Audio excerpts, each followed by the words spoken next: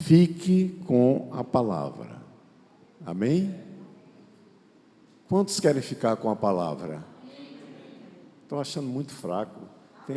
Tem alguns que querem ficar com a palavra. Amém? Amados, ficar com a palavra é a decisão mais importante depois daquela decisão que você tomou de seguir a Jesus. Até porque Jesus é a palavra, não é? Então, quando você tomou a decisão de seguir a Jesus, você tem que tomar uma segunda decisão, que é permanecer com Ele. Portanto, permanecer com Ele é ficar com a palavra. Glória a Deus. Segunda carta de Paulo a Timóteo, capítulo 3. Timóteo era um jovem pastor. Ele foi pastor na igreja em Éfeso. E era uma pessoa, de certa forma, imatura. Ele não tinha maturidade suficiente. E Paulo tomou a Timóteo como se fosse um filho, para ensiná-lo a apacentar o rebanho naquela igreja importante na Ásia Menor. A igreja de Éfeso possuía mais ou menos 5.000 membros. Até mesmo para os padrões atuais, era uma igreja grande. E os irmãos sabem que numa igreja grande os problemas se multiplicam. E era Timóteo, um jovem pastor, quem conduzia aquele rebanho. De mais a mais, ainda havia um outro desafio para Timóteo, porque o apóstolo João era membro daquela igreja. A Virgem Maria também era membro daquela igreja, da igreja em Éfeso. Então, havia uns medalhões na igreja, e Timóteo, certamente eu me sentiria assim, né? Ser pastor de um apóstolo como João, que foi um apóstolo que recebeu grandes revelações do Senhor. Isso sem contar outros elementos que também eram membros ativos da igreja em Éfeso. Portanto, o apóstolo Paulo, ele tinha um carinho especial por Timóteo, né? E certamente olhava todas essas questões desafiadoras do ministério de Timóteo, e esta é a razão porque esta carta, tanto a primeira como a segunda carta de Timóteo, é uma carta que nos traz muitos ensinamentos, principalmente aquelas pessoas que desejam seguir a vida ministerial e vão se apoderar destes conhecimentos, destes conselhos e dessa doutrina. Segunda carta de São Paulo a Timóteo, capítulo 3, os versos 16 e 17, isto para começarmos a primeira ministração desta série, porque mais adiante nós vamos adentrar em outros temas parecidos, mas que têm relação com esse. Amém? Diz o texto que toda a Escritura é inspirada por Deus e útil para o ensino, para a repreensão, para a correção e para a instrução na justiça, para que o homem de Deus seja apto e plenamente preparado para toda a boa obra. Quando Paulo fala em homem de Deus, aqui ele não está excluindo as mulheres. Eu gosto sempre de fazer essa observação para que as irmãs não fiquem entristecidas Você sabe que algumas mulheres ficam tristes com o apóstolo Paulo, porque parece, né, em alguns textos, que ele faz algum tipo de discriminação contra o sexo feminino, e não é verdade. O apóstolo Paulo, ele tinha sob o seu comando, né, sob a sua direção, mulheres famosas, a quem ele devotava um carinho especial, um cuidado especial, não é? Os irmãos podem se lembrar, por exemplo, de Priscila, a esposa de Áquila. Eram colegas de ministério e de trabalho também. Então, não fiquem tristes quando o gênero feminino não é ressaltado nos textos de Paulo, mas o cuidado que ele tinha com as ministras era um cuidado muito especial. Vamos orar. Pai, muito obrigado, Senhor, por esta palavra. Nós te damos graças porque ela nos traz revelação, traz ensino, traz correção e traz conselhos. Sempre no propósito de edificar o corpo de Cristo. Nós recebemos de Ti nesta noite, em nome de Jesus. Então, o texto é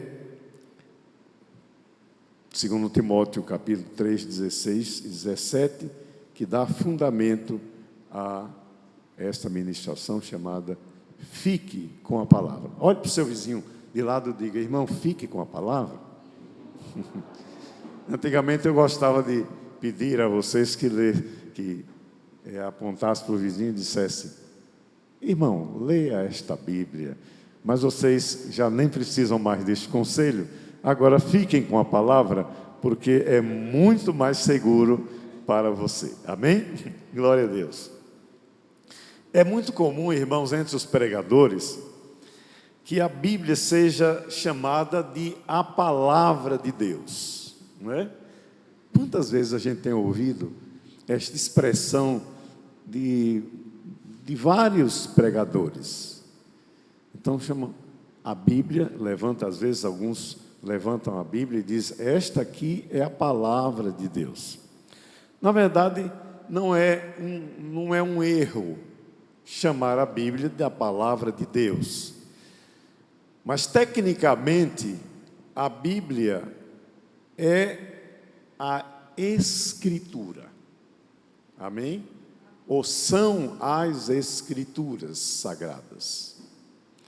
Porque a palavra de Deus, e isso vai ser motivo de uma outra ministração, a palavra de Deus mesmo é Jesus, não é? Nós encontramos essa expressão registrada desde o Velho Testamento, não é? Eu me lembro do Salmo,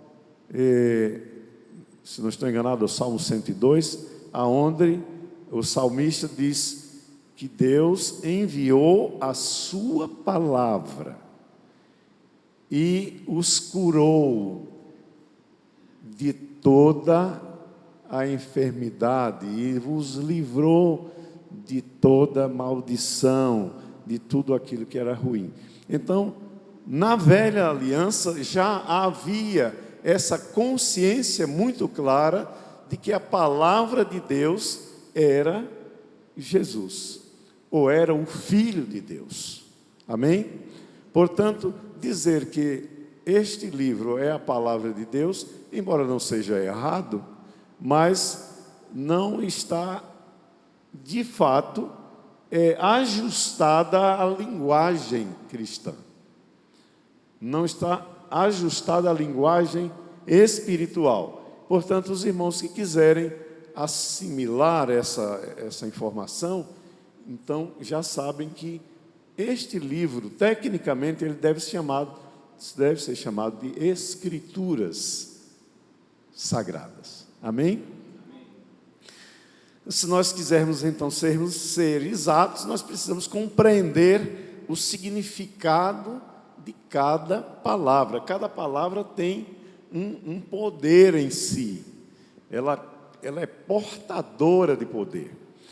Eu estava lendo essa semana uma reportagem da revista Veja, E lá tem uma reportagem intitulada A Palavra que Cura. E eu fiquei até um pouco surpreso de ver essa expressão na reportagem, intitulando uma reportagem de uma revista, e fui ler a reportagem, e de fato a ciência médica tem descoberto coisas extraordinárias com relação a isto. A palavra tem sido estudada como um instrumento de diagnóstico, um instrumento de descoberta das enfermidades, para então propor a cura. Então, a ciência está descobrindo isso agora, mas eu quero assegurar para os irmãos que a Bíblia já havia descoberto isso há 6.000 anos. Então, a ciência, de certa forma, está muito atrasada. Ela deveria ter procurado esse conhecimento nas Escrituras há muito tempo, não é verdade? Então, as Escrituras, elas são portadoras da palavra. A Bíblia contém a palavra. E ela é preciso que a Bíblia, seja examinada com cuidado. Assim como cuidadosa deve ser a nossa linguagem, quando nos expressarmos, quando falarmos, porque a palavra, ela é portadora de poder. A palavra, ela conduz poder, tanto para o bem como para o mal, ou invertendo, tanto para o mal como especialmente para o bem. Jesus declarou mais de uma vez que tudo que nós ligarmos ou desligarmos na terra será ligado ou desligado no céu. O texto está em Mateus capítulo 16 e também no capítulo 18, versos 18 a 20. Então, como é que no reino espiritual nós podemos, como cristãos, seguidores de Cristo, ligar ou desligar algo aqui na terra, assim como ele é ligado no céu? Só existe uma explicação, só existe uma maneira, e essa maneira é pelas coisas que nós declaramos. Amém? Diga comigo: eu vou declarar sempre a palavra. Quando você declara a palavra, você está usando a mesma linguagem que Deus usa. E esta é a razão porque a sua palavra, ela está revestida de poder. Porque você está tomando emprestado a Deus palavras que Ele usa no seu vocabulário. Palavras que Jesus usava quando estava por aqui e continua usando na posição em que Ele se encontra hoje. Portanto, toda palavra que você profere, tudo aquilo que você diz, se estiver em linha com o que está registrado neste livro, ela vai produzir poder, quer você queira, quer não. Faça a experiência. Diga para o seu vizinho: faça a experiência. Aleluia. A palavra, portanto, é o único meio de nós produzirmos resultados favoráveis. Infelizmente, há pessoas que não sabem usar ou usam para o mal determinadas palavras. Por exemplo, as pessoas que têm um compromisso com as trevas, não é? Os feiticeiros usam palavras para amaldiçoar as pessoas. E às vezes as pessoas ficam dizendo: eu não acredito nisso. Irmão, é melhor você estudar um pouco mais as Escrituras. Porque a feitiçaria existe. A feitiçaria é um poder para o mal. Está entendendo? Mas nós não habitamos debaixo da tenda amaldiçoada. A palavra de Deus diz que nós habitamos debaixo da tenda de Jacó. Isso é uma figura, uma metáfora para dizer que nós estamos realmente protegidos pelo guarda-chuva de Deus.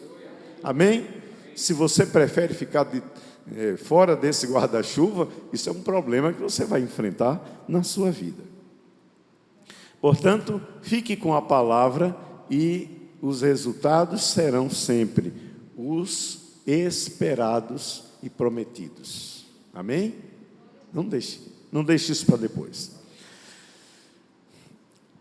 Nas próximas ministrações, nós vamos tratar do assunto, a palavra preste atenção a isso, que eu já acabei de dizer, a palavra é a pessoa do Filho de Deus. Amém? Hoje o tema, ou o subtema é a inspiração das Escrituras. Não é? Lá apareceu, fique com a palavra, mas debaixo tem o subtema que diz a inspiração das Escrituras. Aliás, o próprio texto de segunda carta de Timóteo começa dizendo assim: toda Escritura é inspirada. Amém? E a terceira ministração será a integridade da palavra. Essa expressão integridade da palavra é pouco conhecida, mas ela deveria ser mais cultivada, porque ela diz respeito ao próprio caráter de Deus. A Bíblia diz, por exemplo, que Deus não é homem para que minta, nem filho do homem para que se arrependa. Isto, irmãos, é uma garantia para nós. Porque se Deus fosse alguém que dissesse uma coisa hoje, fizesse uma promessa amanhã e depois da manhã se esquecesse de cumprir as suas promessas, então a sua palavra não teria integridade, não teria confiança, não ia merecer a nossa confiança. Mas Deus, aquilo que Deus diz, pode registrar. Aquilo que Ele fala é uma garantia eterna. Ele não vai se arrepender. Você pode confiar num Deus assim. Você pode desconfiar do seu vizinho, pode desconfiar até de sua família, pode desconfiar dos seus pais, de seus irmãos. Não estou dizendo que você vai fazer isso, mas de Deus você pode confiar sempre. Então, a integridade da palavra de Deus, a palavra de Deus na pessoa de seu Filho e a inspiração das Escrituras são três doutrinas necessariamente indispensáveis para nós. Se nós dermos atenção a coisas como estas, então a nossa vida cristã vai ganhar em qualidade, vai ganhar em poder, vai ganhar em resultados. Amém?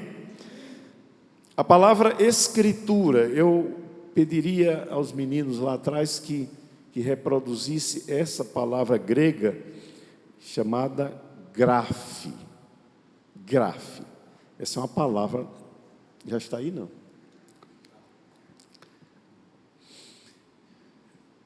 Essa palavra significa escrever, como também significa escritura.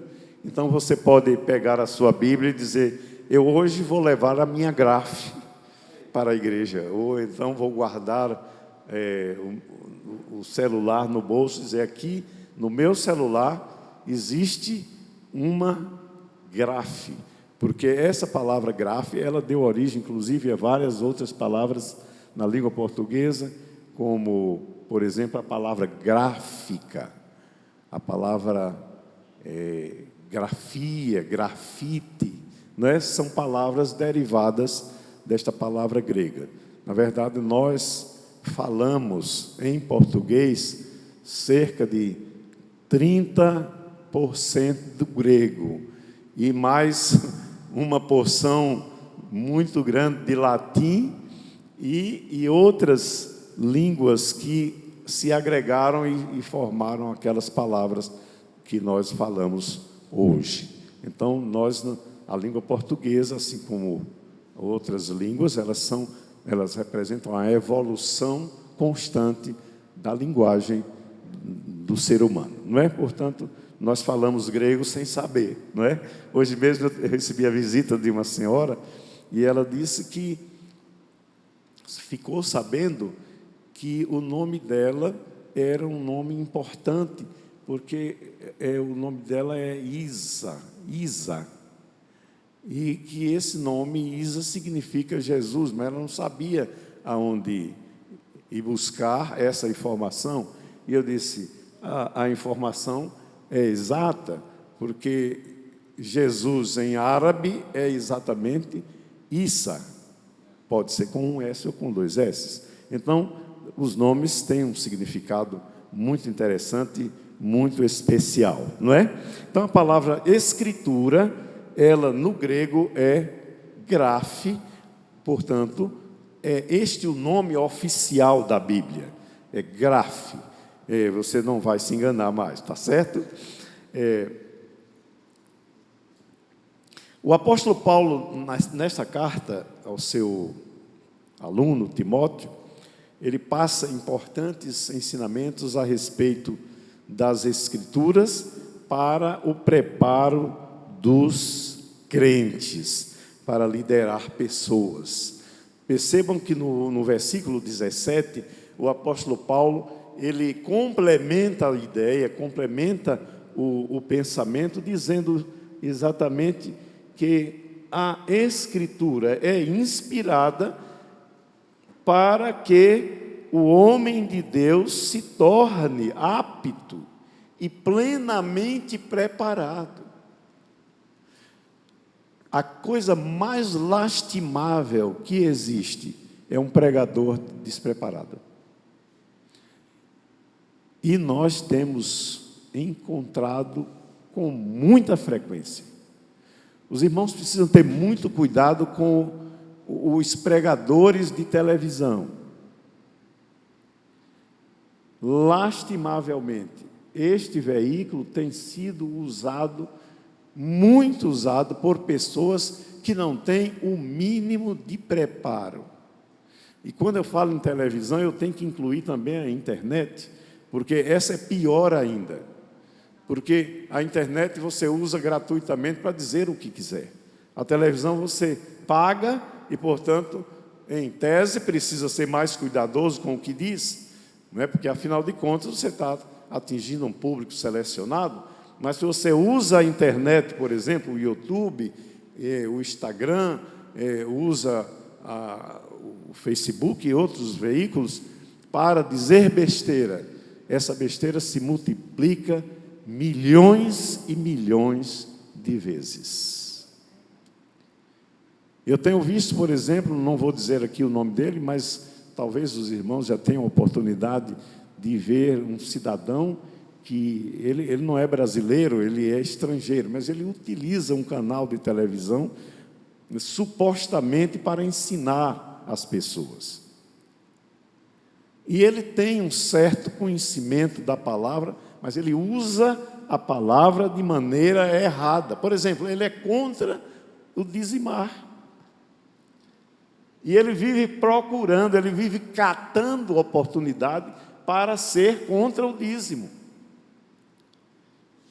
E um homem desse ainda levanta a sua voz para dizer que é um seguidor de Cristo. Então tenham cuidado, irmãos. Você tem muito mais segurança em receber de um púlpito na sua igreja, porque você pode conversar com o seu pastor, você pode conversar com os pregadores que sobem aqui, mas numa televisão e na internet, você não pode interagir, você não tem como interagir. Se a pregação, se a ministração de um desses aventureiros chega aos seus ouvidos, você não tem como questioná-lo. Você não pode dizer, mas a Bíblia diz isso. Então, aquilo que ele acaba de dizer e que você acaba de ouvir, termina por ser algo parecido com a verdade. E com o tempo você vai assimilar aquilo como se fosse verdade. Já aqui é diferente. Pastor Jair, o senhor disse tal dia, em tal ministração, isso assim, assim. Me explique isso direitinho, porque eu não entendi bem. E eu tenho certeza, tanto ele como todos os nossos irmãos que ministram nesse lugar, terão o máximo de cuidado, de alegria, de prazer, de esclarecer pontos que ficaram obscuros.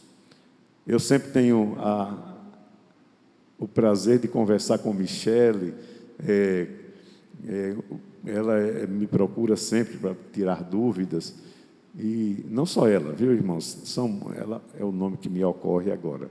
Há pouco nós estávamos conversando lá embaixo a respeito de dúvidas que ela tem. Então, isso pode ser feito na sua igreja, mas a televisão, você, até para assistir ministrações de vários, inúmeros pregadores, você precisa estar muito bem fundamentado para não ser atingido, não ser alcançado por meias verdades. Amém? Então, nós avançaremos nos próximos estudos na compreensão de outro importante fundamento da vida do cristão, que é a palavra de Deus, não é? Como nós dissemos há poucos instantes. Nós identificaremos claramente quem é a palavra de Deus. A palavra de Deus não é uma coisa. Na verdade, a palavra de Deus é uma pessoa. É a pessoa de Cristo, não é? E o significado espiritual da expressão palavra de Deus é mais abrangente do que a Bíblia. A Bíblia é portadora da palavra, mas a palavra é a pessoa de Cristo, é a pessoa de Jesus Cristo, o Messias. A propósito, a palavra grega que foi traduzida como palavra para o português, é a palavra logos, que também eu pedi para os meninos colocarem, já está aqui, né? Essa palavra logos é a palavra grega. Onde é que ela se encontra?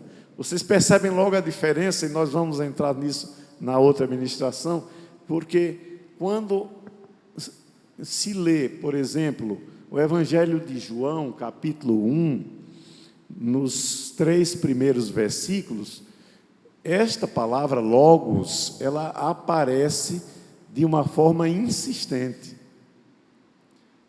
Então, no português, logos é palavra também.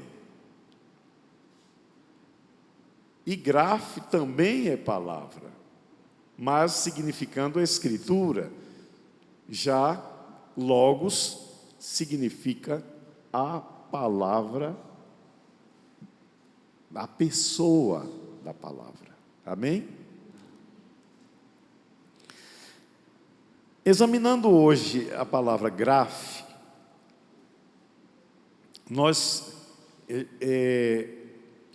até pode parecer que as Escrituras acabem por se esconder um pouco de trás da pessoa de Cristo, e se escondem mesmo, porque é próprio do que é maior esconder o menor. Então a palavra esconde as Escrituras, né?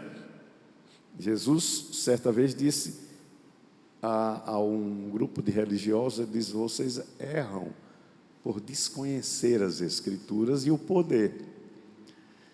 E interessante, ele podia ter dito: vocês erram em desconhecer o poder, mas ele diz primeiro: erram por desconhecer as Escrituras, porque é conhecendo as Escrituras que a gente tem acesso ao poder. Entendeu?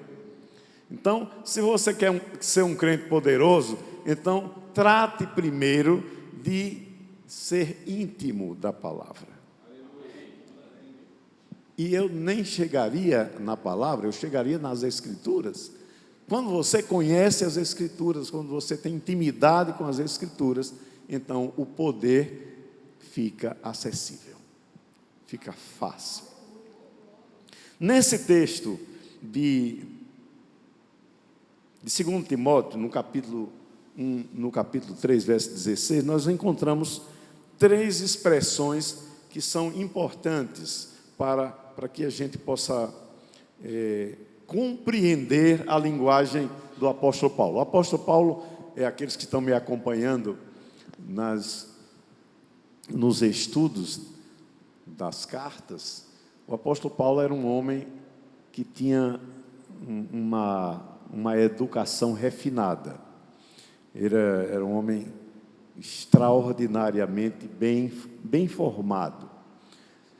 Então, o grego utilizado por Paulo, por exemplo, é diferente do grego utilizado por Pedro. Pedro, na verdade, ele falava como língua materna o aramaico. O grego para o apóstolo Pedro era uma língua menos acessível. Não é que ele não falasse, não compreendesse o grego, mas os especialistas, quando leem as 2 cartas de Pedro, as expressões do grego dele são muito diferentes, menos ricas do que as de Paulo, porque Paulo dominava perfeitamente o grego koiné, que era o grego comumente falado entre os habitantes do Império Romano. Então, quando Paulo expressa nos seus textos, ele traz a expressão exata daquilo que ele pensou e que queria dizer. Então, aqui nós temos 3 palavras bem interessantes que eu quero que os irmãos guardem. Por exemplo, ele diz que as Escrituras são úteis para instruir. É a primeira palavra que ele usa aqui. E os irmãos percebem que lá no final, na 4ª palavra, nós vamos chegar lá, ele usa a palavra didascalias, que é parecida com instrução, mas não é instrução, é diferente. Portanto, ele tinha um domínio muito grande sobre a língua grega, de tal forma que ele podia usar palavras que se assemelhavam, mas que o significado era diferente. Então, presta atenção e acompanha. A palavra instruir significa doutrinar, esclarecer, amém? Explicar.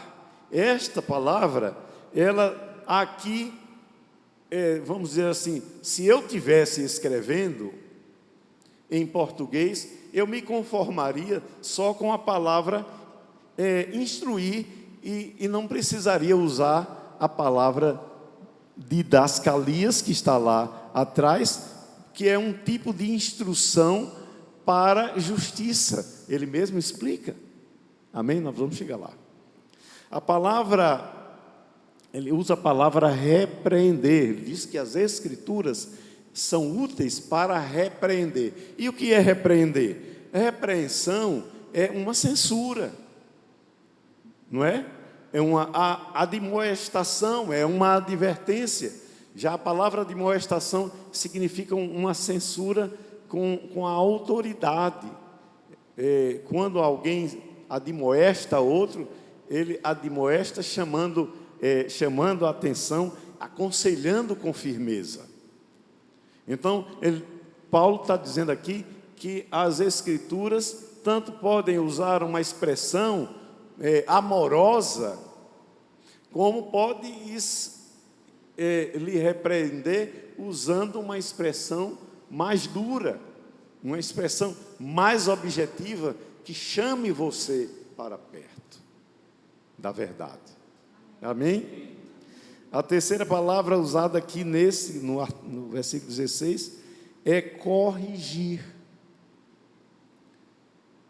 Então nós já temos aí 3 palavras no mesmo versículo para definir o propósito das Escrituras.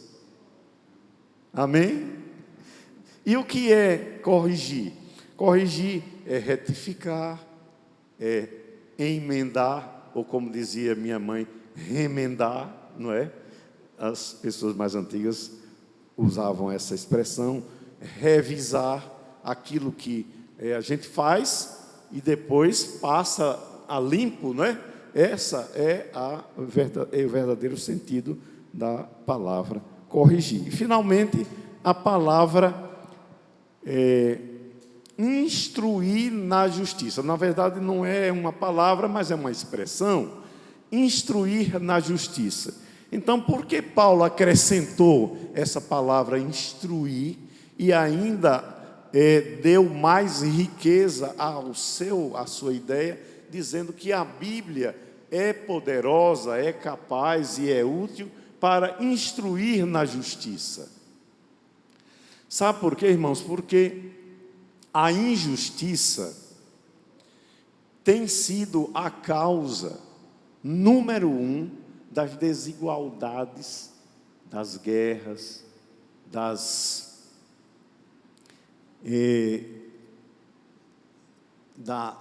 dor que o ser humano tem sofrido em todos os tempos.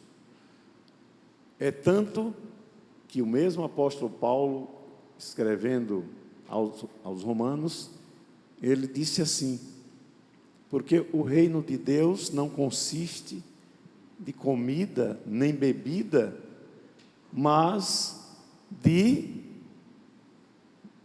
justiça, paz e alegria no Espírito Santo. Por que ele incluiu justiça aí?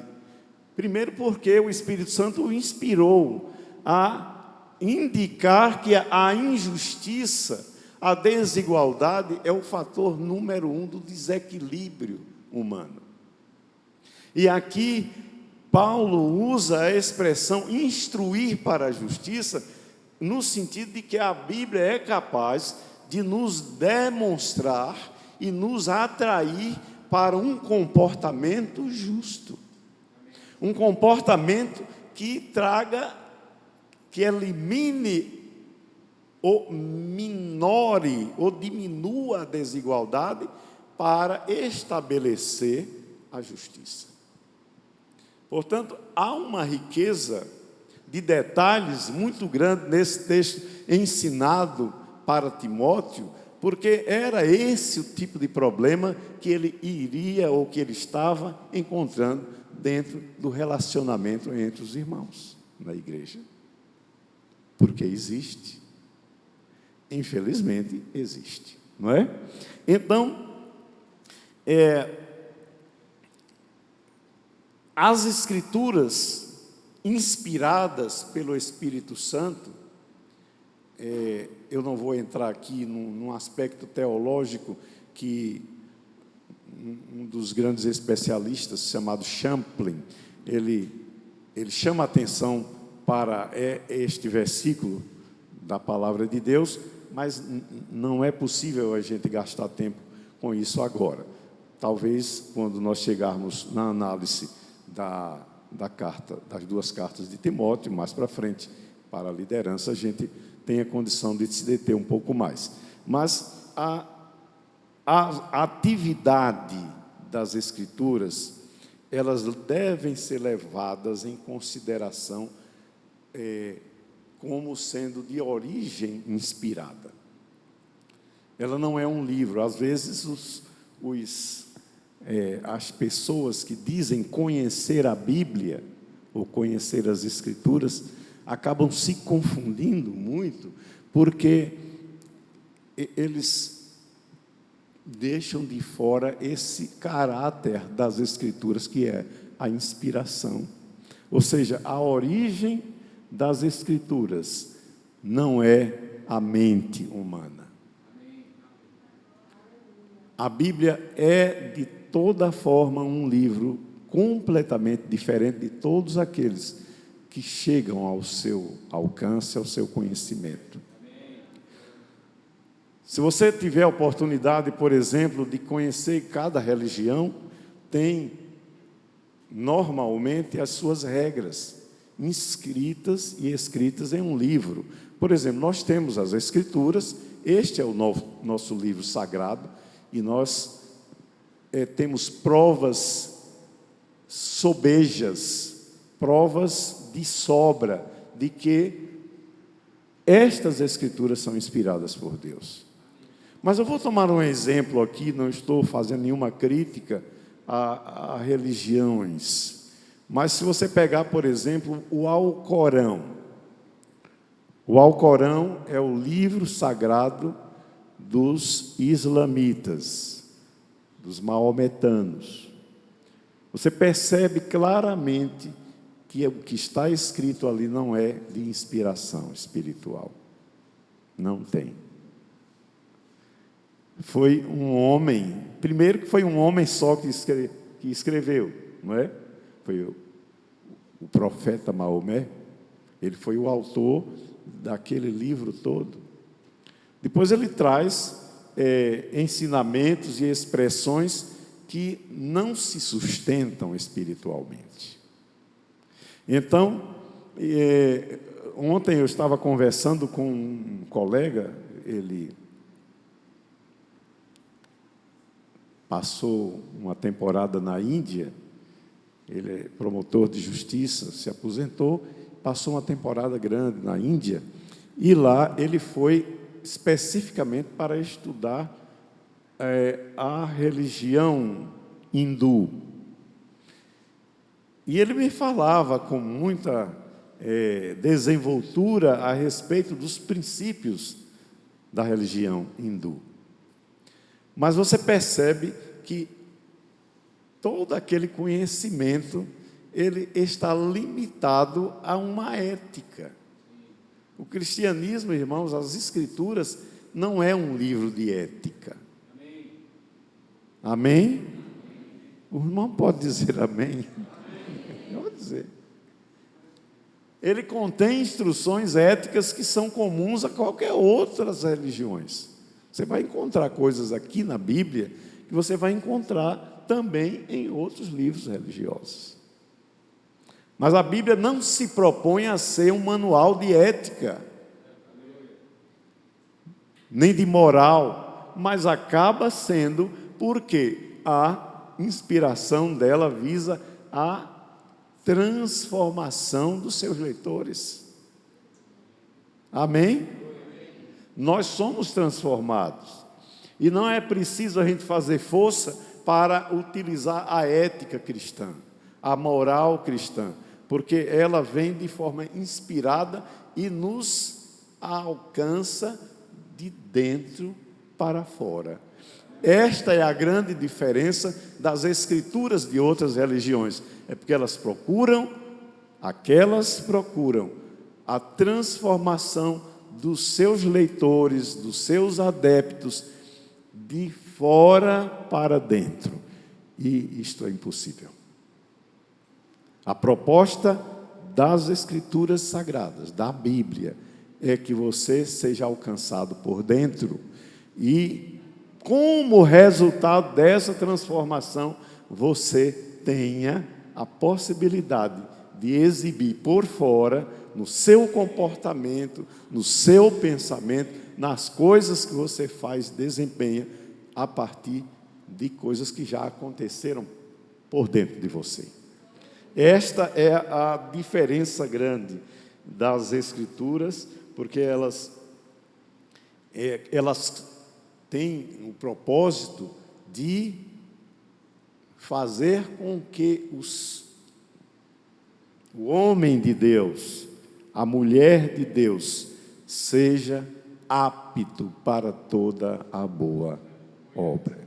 Este é o propósito. Então, ela não exclui nada. Ela diz, é toda a boa obra. Não é somente para que você se relacione com os moralmente, seja uma boa pessoa, seja uma pessoa digna de aceitação e de confiança. Não. A Bíblia tem um propósito de alcançar os seus leitores, os seres humanos, de uma forma integral, espírito, alma e corpo. Depois Paulo conclui aqui dizendo que a segunda atividade das Escrituras é conceder preparo para toda a boa obra. Primeiro é aptidão. O que é a aptidão? Aptidão é a capacidade que a pessoa tem de desempenhar uma atividade qualquer. E o preparo não é aptidão. O preparo é algo que você recebe, são as instruções que você recebe para fazer alguma coisa. Eu posso, por exemplo, eu sou advogado, a pastora Sandra é professora, então ela é uma pessoa apta para realizar tarefas dentro da sua especialidade, assim como eu também, e assim como qualquer um profissional aqui. Mas eu preciso me preparar, eu sou apto, mas eu preciso ter um acréscimo. Então a Bíblia é capaz de fazê-lo apto e depois ela é também capaz de fazê-lo preparado, acrescentado. Ela traz algo mais que você não tinha. A Bíblia é capaz de fazer isso. Diga para seu vizinho, presta atenção nas instruções. Concluindo, irmãos, o acesso à palavra de Deus pode ser obtido através de duas provisões de natureza espiritual. Eu disse há pouco que a Bíblia é um livro diferente, é um livro inspirado por Deus, não é um livro que nasceu no intelecto humano. Portanto, você não pode compreendê-lo de uma forma simplesmente intelectual. É verdade que com o intelecto nós temos maior facilidade de compreender certas coisas, não é? E vimos, por exemplo, algumas palavras aqui. Isto são coisas que nós aprendemos simplesmente lendo, ouvindo ou treinando. Mas há coisas que a Bíblia, há um conhecimento que está dentro das Escrituras que ele não pode ser obtido através da simples leitura, da simples meditação. É preciso que você tenha uma predisposição para receber o conhecimento das Escrituras. E a primeira coisa que acontece é que, para que a gente receba esse conhecimento, a gente tenha nascido de novo. Ou seja, o Espírito Santo é o agente que nos faz ir além do conhecimento. O Espírito Santo, ele nos prepara para abandonar o mero conhecimento intelectual para lhe trazer revelação. Sem o Espírito Santo não há revelação. Eu tenho ouvido muitas pessoas dizendo: eu conheço a Bíblia de cabo a rabo, de Gênesis a Apocalipse. Pode perguntar aí. E conhece mesmo. Mas não se beneficia dela porque não tem revelação. E essa revelação, irmãos, você não precisa ser um intelectual para receber. Você pode ser o crente mais simples. Ser apenas, vou dizer apenas, uma dona de casa. Eu não estou querendo discriminar as donas de casa. Se você apenas se dedica à sua atividade doméstica, você tem a mesma condição de obter a revelação de uma pessoa como outra qualquer.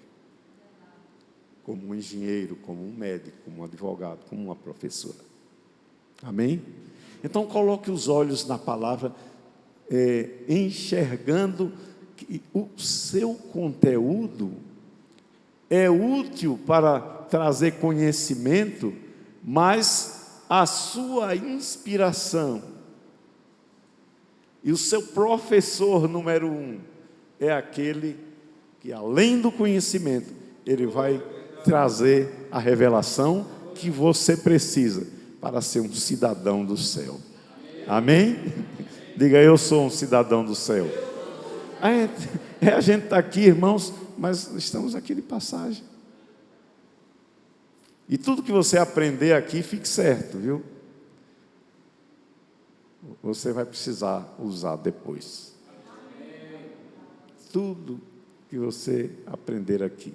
Então, quem sai daqui com uma bagagem de revelação maior, certamente vai usufruir melhor as delícias celestiais.